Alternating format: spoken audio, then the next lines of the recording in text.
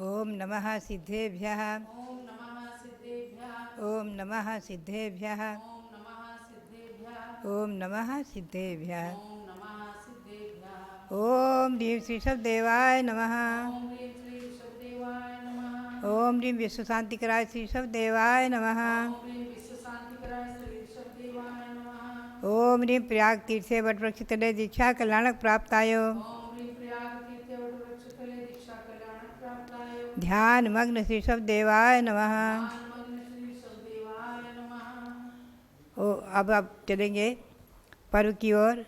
जो मंत्र हैं सबसे पहले आप बोलेंगे ओम ह्रीं अरहम अभीक्षण ज्ञानोपयोग भावनायै नमः। ओम ह्रीं अरहम अभीक्षण ज्ञानोपयोग भावनायै नमः। ओम ह्रीं पंचपरमेष्ठिभ्यो नमः। ओम ह्रीं पंचपरमेष्ठिभ्यो नमः। जिनमुखावलोकन का मंत्र ओम त्रैलोक्य वशंकराय ओम त्रैलोक्य वशंकराय केवल ज्ञान प्राप्ताय केवल ज्ञान प्राप्ताय श्री अरहत परमेष्ठिने नमः। श्री अरहत परमेष्ठिने नमः। ओम संसार परिभ्रमण विनाशनाय ओम संसार परिभ्रमण विनाशनाय अभीष्ट फल प्रदानाय अभीष्ट फल प्रदानाय धर्मेन्द्र फणा मंडल मंडिताय धर्मेन्द्र फणामंडल मंडिताय श्री पार्श्वनाथ स्वामिने नमः।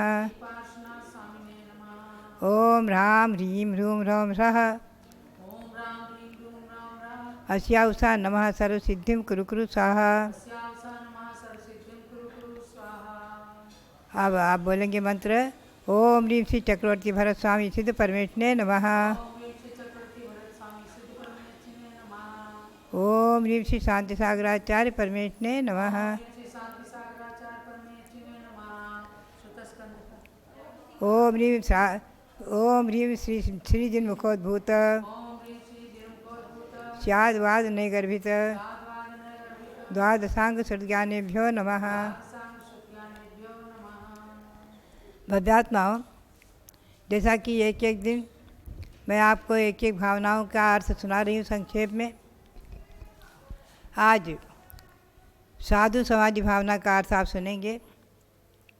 साधु समाधि भावना, ये भावना, इसका मतलब ये है कि मुनिगणात् तपः संधारणम समाधि।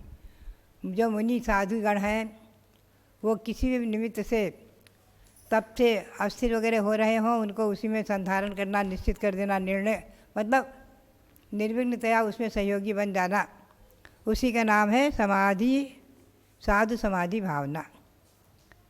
ये ऐसी है जैसे कि भांडागार अग्नि प्रशमनवत। जैसे किसी भांडार में अग्नि लग गई तो जैसे उसे जल आदि से बुझाया जाता है, उसी प्रकार से कारणवश किसी प्रकार से भी साधुओं के तपस्रण आदि में कोई विघ्न बाधाएँ आती हों, उन्हें दूर करके और उन्हें उसी में अनेक अच्छी तरह से भावनापूर्वक, धर्म भावनापूर्वक, धर्म वात्सल्य पूर्वक उन्हें उसमें लगाए रखना, ये साधु समाधि भावना है। बहुत ही सुंदर। और बात विचार करके देखा जाए तो अनादि परंपरा है मुनि धर्म और श्रावक धर्म। जैसा कि गौतम स्वामी ने कहा है ना, सुधम में आउ संतो, उन्होंने कहा है सुधम में आउ संतो ही खल श्रवणेन भयोदा महादि महावीरेण वर्धमानेन। हे भव्यात्माओं, मैंने सुना है, आयुष्मंतो मैंने सुना है, भगवान महावीर ने मुनियों के लिए 5 महाव्रत आदि का उपदेश दिया और गृहस्थों के लिए 12 व्रतों का उपदेश दिया। सुधम में आउ संतो। तो भव्यात्माओं, ये जो व्रत हैं अनादि परंपरा से चले आए हैं मोक्ष मार्ग में, श्रावक धर्म और मुनि धर्म, दोनों धर्म अनादिकाल से चले आ रहे हैं। और मुनि धर्म को धारण किए बिना आज तक न तो कोई मोक्ष गए न जा सकते हैं, और मुनि धर्म श्रावक धर्म के बिना चल ही नहीं सकता। भगवान ऋषभदेव ने जैनेश्वरी दीक्षा ली और 1 वर्ष बाद, 1 वर्ष 39 दिन बाद हस्तिनापुर के राजा सोमप्रभ और युवराज श्रेयांश को जाति स्मरण हुआ, जो कि 8वें भव पूर्व उनकी पत्नी के रूप में थे, श्रीमती के रूप में। और युगलिया मुनियों को इन दंपत्ति ने आहार दिया था।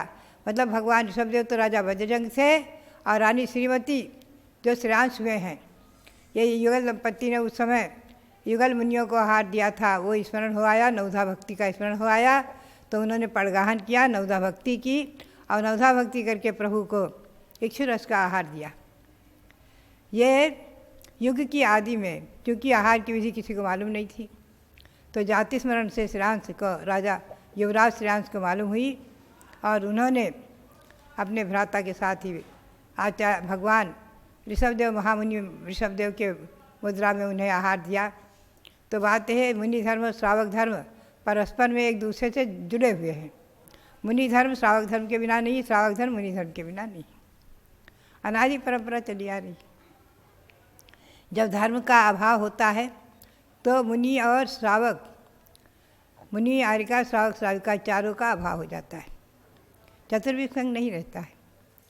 खैर, तो यहाँ पर साधु समाधि भावना का मतलब यही है कि साधुजन जो मोक्ष मार्ग में लगे हुए हैं, निर्गंध दिगंबर मुद्रा के धारी हैं, आर्यिकाएँ हैं, छिलक छिलका हैं, कोई भी हैं, किसी भी प्रकार से उनके संयम में कोई विघ्न उपस्थित हुआ हो या उनके परिणाम विचलित हुए हों, उनको उस समय उनके परिणामों को स्थिरादि कर देना, यही साधु समाधि भावना है। तो इसके लिए एक उदाहरण बहुत सुंदर हमें प्रतीत होता है, जो मैं आपको उसको सुनाऊं।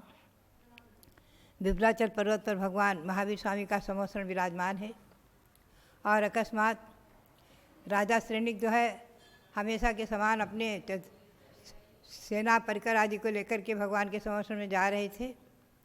मार्ग में एक उद्यान में एक महामुनि बैठे हुए थे, हाथी से उतरे, उन्हें नमस्कार किया, और देखते हैं कि उनकी मुद्रा सौम्य नहीं है। भले ही ध्यान में बैठे हैं, लेकिन मुद्रा सौम्य नहीं है, विकृत है। माथे पर एकदम क्रोध जैसी रेखाएं खिंची हुई हैं, ऐसा लगता है वो कुछ क्रोध में है और कुछ आक्रोश में है। उनकी ऐसी मुद्रा को देख करके राजा कुछ चिंतन करते रहे, पुनः उन्हें नमस्कार करके, मुनि को नमस्कार करके वहाँ से पहुँचे समोसरण में, और भगवान के दर्शन करने के बाद, वंदन करने के बाद अपने श्रावकों के कोठे में बैठ करके पुनश्च श्री गौतम स्वामी से प्रश्न करते हैं, भगवान आज हमने अभी जो मुनि के दर्शन किए मार्ग में, तो वो कौन है, क्या है और किस गति को प्राप्त करेंगे? सहज प्रश्न किया। गौतम स्वामी, भगवान की दिव्य ध्वनि खिरी। गौतम स्वामी चूँकि हमेशा ध्यान रखो, भगवंतों के समोसरण में भी भगवान की दिव्य ध्वनि 4 बार खिरती है, प्रातः, मध्याह्न, सायं और अर्धरात्रि, और 6-6 घड़ी खिरती है, लगभग 2.5-2 घंटे। लेकिन मुख्य श्रोता या इंद्र या गणधर, इनके प्रश्न विशेष थे, या चक्रवर्ती आदि इनके प्रश्न विशेष थे, असमय में भी दिव्य ध्वनि खिर जाती है। यद्यपि भगवान रागद्वेष से रहित है, मोह से रहित हैं, उनकी इच्छा का अभाव हो गया है, फिर भी पुण्य, भावी का पुण्य काम करता है, पुण्य के निमित्त से। तो भगवान की दिव्य ध्वनि से गौतम स्वामी अपने दिव्य अवधि ज्ञान से, मनःप्रिय ज्ञान से, गौतम स्वामी मनःप्रिय ज्ञान के धारी होते हैं, हमेशा ध्यान रखें। उन्हें दीक्षा लेते ही अवधि मतिसुत अवधि मनःप्रिय ज्ञान हो गए थे गौतम स्वामी को, और सभी रिद्धियाँ प्राप्त हो गई थी, तभी वो गणधर पद को प्राप्त हुए थे। तो गौतम स्वामी कहते हैं, गणधर देव कहते हैं कि राजा श्रेणिक सुनो, ये चंपापुर के राजा श्वेतवाहन, इन्होंने विरक्त बना हो अपने पुत्र विमल वाहन को राज दे दिया, और जैनेश्वरी दीक्षा ले ली, और मुनियों के संग में भी रहे हैं। उसके बाद जिनकल्पी एकल विहारी होकर के और महामुनि तपस्या करते करते यहाँ आ गए हैं राजगृह में, यहाँ उद्यान में ये ध्यान में बैठे हैं। ये गांव में, शहर में आहार के लिए जा रहे थे। कल आहार के लिए जाते जाते मार्ग में कुछ लोग साथ में चल रहे थे, तो एक कहता है कि देखो, ये सामुद्रिक शास्त्र से बहुत बड़े राजा महाराजा होना चाहिए। इनके ललाट वगैरह की इनकी जो रेखाएं हैं, इनका जो सब है सामुद्रिक शास्त्र के अनुसार, निमित्त ज्ञान के अनुसार, हमारे निमित्त के अनुसार ये बहुत बड़े महाराजा होना चाहिए। और ये भिक्षुक बने हैं, तपस्वी हैं, इनके बाद कुछ नहीं, लंगोटी मात्र भी नहीं। तो ऐसा लगता है कि हमारा सामुद्रिक शास्त्र, हमारा निमित्त ज्ञान से सब असत्य है। दूसरा बोला नहीं नहीं, असत्य नहीं है, ये बहुत बड़े राजा थे और आज उन राजाओं के भी राजा हैं, राजा महाराजा चक्रवर्ती भी इन्हें नमस्कार करते हैं। ये परम ऋषि हैं, ये महामुनि बन गए हैं और तपस्या कर रहे हैं, तो सबके द्वारा पूज्य, तीनों लोगों में पूज्य हैं। राजा महाराजा भी, चक्रवर्ती भी इन्हें नमस्कार करते हैं, इंद्र भी नमस्कार करते हैं। ये निर्गंथ दिगंबर मुद्रा, अरहंत मुद्रा। तीसरे ने कहा अरे ये पापी है, इसने अपने अबोध बालक को राज्य सौंप दिया और आप आकर अपनी आत्म साधना में लग गए, अपना स्वार्थ सिद्धि कर रहे हैं। ये स्वार्थ सिद्धि इनको उस बालक को योग्य बनाकर, युवराज बनाकर फिर दीक्षा लेना चाहिए था। तो ये इनका तप जो है दुर्गति का कारण है। उस बालक को मंत्रियों ने सांकर से बांध दिया है और स्वयं उस राज्य का उपभोग कर रहे हैं मंत्री लोग, और उस बालक को सांकर से बांध रखा है। मुनि के कानों में शब्द पड़ते गए और जब बालक के अपने पुत्र के बारे में ऐसा सुना कि मंत्रियों ने उसे सांकर से बांध रखा और राज्य का उपभोग कर रहे हैं, तो कुछ मन में मोह, स्नेह और मंत्रियों के प्रति विद्वेष की भावना भी आ गई और ये आहार न करके वापस आ गए। वापस आकर के और यहाँ ध्यान करने लगे आत्मा का। लेकिन इनका ध्यान बार बार विचलित हो जा रहा है। कभी आर्त ध्यान में पहुँच जाते हैं तो कभी रौद्र ध्यान के सन्मुख भी हो जाते हैं। अगर यही ध्यान इनका अंतर मुहूर्त और रह गया तो नरक आयु बन जाएगी, दुर्गति में चले जाएंगे। तो राजा श्रेणिक तुम जाओ शीघ्र ही उन्हें संबोधित करो और उन्हें जो है स्थिर करो। राजा श्रेणिक शीघ्र ही पहुँचते हैं और कहते हैं मुने, आप किसका चिंतन कर रहे हैं? किसका पुत्र? अनादिकाल से इस अनंत संसार में कोई ऐसा जीव नहीं जिसे पुत्र नहीं बनाया हो, कोई ऐसा जीव नहीं जो शत्रु नहीं बना हो, कोई ऐसा जीव नहीं जो मित्र ना बना हो, कोई ऐसा जीव नहीं माता पिता ना बना हो, कोई ऐसा जीव नहीं राजा न बना हो, रंग ना बना हो। ये संसार असार है, किसका मोह करना? चिन्मय ज्योति से भगवान आत्मा का आप ध्यान कर रहे हैं। शरीर भी जब अपना नहीं है तो कौन किसका है? अनादि संसार में परिभ्रमण करते हुए और मोह को छोड़कर, पुत्र को छोड़कर, राज्य को छोड़कर, सबका मोह छोड़कर आपने जैनेश्वरी दीक्षा ली, अनंत मुद्रा धारण की। जो मुद्रा आपको, आपके आत्मा को भगवान परमात्मा बनाएगी। इस अनंत मुद्रा में आप पुत्र का ध्यान करने लग गए, पुत्र के मोह में आ गए। कहाँ पहुँच गए आप?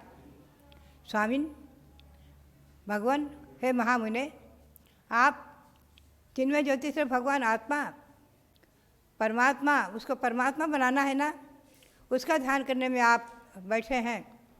आप तो महामुनि हैं, आप पुत्र के मोह में कहाँ आ गए? आदि राजा जो कहते हैं, एकदम महामुनि का मन स्थिर हो जाता है, उधर से हट करके और चिन्मय ज्योतिश्वर भगवान आत्मा का चिंतन करने लगते हैं। आत्मा भिन्न है, शरीर भिन्न है, आत्मा भिन्न है, शरीर भिन्न है।